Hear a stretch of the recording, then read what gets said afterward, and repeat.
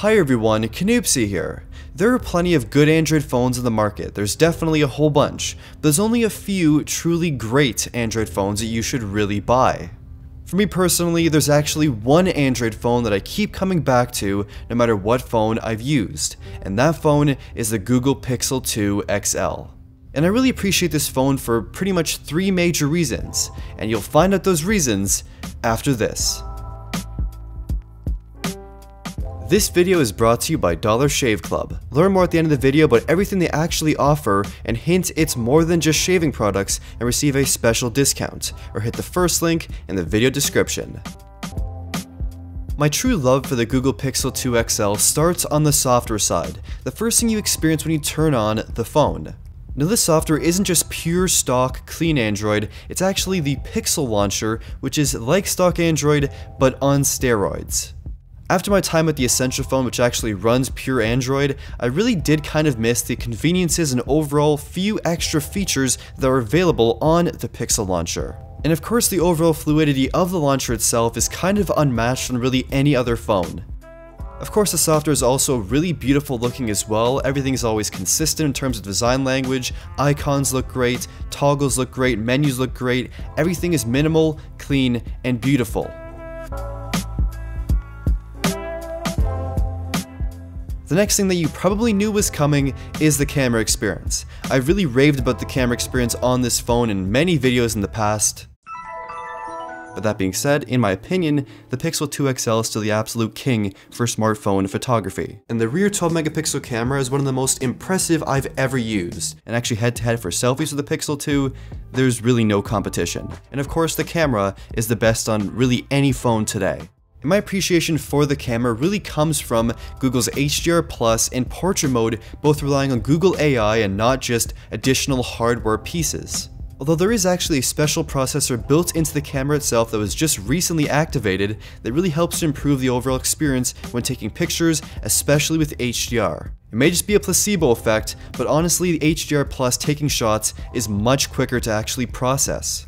Now I still wish this phone had a secondary telephoto lens and a secondary camera, because that would make it literally perfect in my opinion for taking shots. Sometimes things are just too far away and zooming in does reduce quality, so having a secondary telephoto lens would be much appreciated.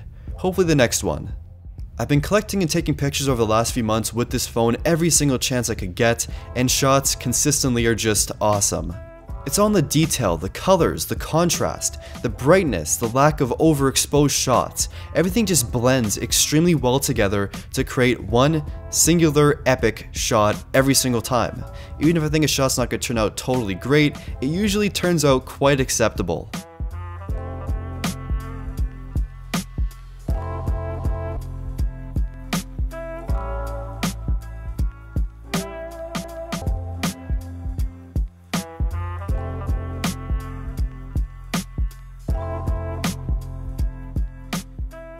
While the phone doesn't really lead in low light anymore, especially with the Huawei P20 Pro and Galaxy S9 on the market, in almost all areas this phone nails it for pictures. And portrait mode is something I actually use consistently on a daily basis, and it performs much better than the Galaxy S9 Plus and even the iPhone X with just a single camera, especially on the front lens as well. That portrait mode effect is brilliant.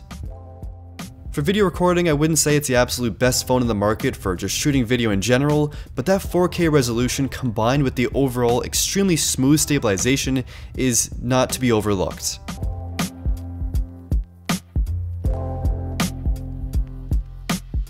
And how could you forget about the AR stickers? Probably the best party trick of all time. And the final thing I want to talk about is the experience itself. It's kind of an intangible thing at times just talking about the experience, but the experience of a phone can be more important than everything else combined. You may find some of these appreciative things for me kind of dumb, but they all make for a solid experience with a phone that makes you want to pick it up and use it on a daily basis. Things like the power button and volume button being in the perfectly ideal place for me personally where my finger would naturally rest, as well as they're very clicky and tactile, and there's no third button for any sort of virtual assistant. That relies on actually squeezing the phone to activate Google Assistant. There's also the fingerprint scanner in the perfect overall place to actually unlock your phone. It's very quick, and swiping down to the fingerprint scanner when your screen's on brings up your notification shade and quick toggle menu. Just an extra great convenience. There's also the dual front-facing speaker system, which is great for watching YouTube videos, which I do pretty much all the time. Having them face directly at you makes listening to videos and just listening to audio that much better. The design may look kind of plain and utilitarian in general, but the overall hand feel of this phone with the curved glass and curved edges makes the phone feel very solid when holding it on a daily basis. There's also the whole always-on music recognition feature and always-on display feature, and those two things seem very simple overall, but they add a lot to the phone's general experience. So really this phone has a whole bunch of positives with very few overall flaws, but that doesn't mean it's a perfect phone. Like for example, the battery life hasn't been as good as the first few months I actually got the phone, the fact that the screen isn't entirely accurate and actually newer units have better screens, so if you have an older unit, it's not the most optimized viewing experience. There's also the size of this phone as well. It's a pretty big phone, especially with the bigger screen and top and bottom bezels. There's no wireless charging, there's no headphone jack, and of course a problem with Android itself, that apps on Android really aren't as good as they are and their counterparts on iOS, but that is a problem with Android and not the Pixel 2's fault. These are all definitely genuine issues that may turn you off this phone, but they don't really bother me that much when actually using this phone on a daily basis.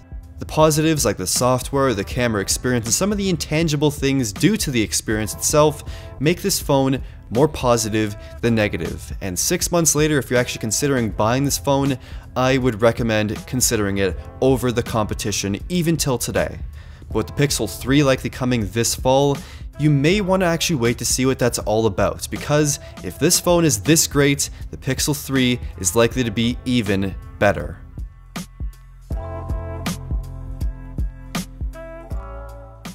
So as I mentioned earlier, today's sponsor is Dollar Shave Club, and as you can see, I'm a bit in need of a shave.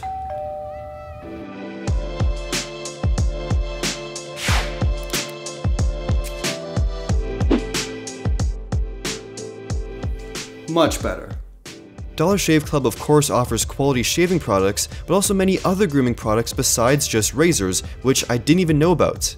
You got things like toothpaste, body wash, hair products, and a lot more, and Dollar Shave Club has you covered with a massive range of products to help you look, feel, and smell your best, all part of your daily routine.